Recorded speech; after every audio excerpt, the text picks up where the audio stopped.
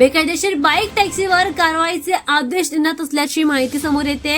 बेकायदेशीर bike taxi सेवा देऊन प्रवाशांचा जीव धोक्यात घालणाऱ्या रॅपिडो, उबर सारख्या कंपन्यांवर गुन्हे दाखल करण्याचे आदेश देण्यात आले। राज्याचे परिवहन मंत्री प्रताप सरनाईक यांनी मोटार परिवहन विभागाला हे आदेश दिलेत।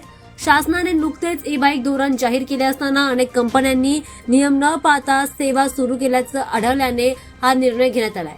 अनेक ॲप आधारित कंपन्या चालकांना कोणतेही प्रशिक्षण न देता खासगी बाईकद्वारे प्रवासी सेवा देत आहेत। ही पद्धत अत्यंत धोकादायक असल्याचं परिवहन मंत्री प्रताप सरनाईक यांनी स्पष्ट केलंय।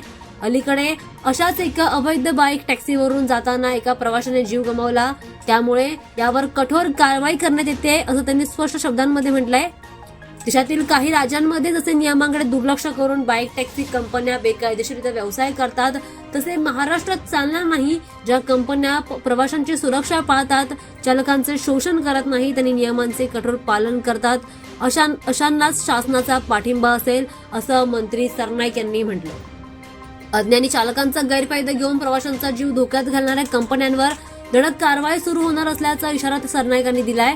बेकायदेशीर वाहतूक करताना आढळलेल्या प्रत्येक बाईकसाठी गुन्हा चालकावर नव्हे तर त्या कंपनीवर दाखल केला जाईल असं मंत्री यांनी स्पष्ट शब्दांमध्ये म्हटलंय।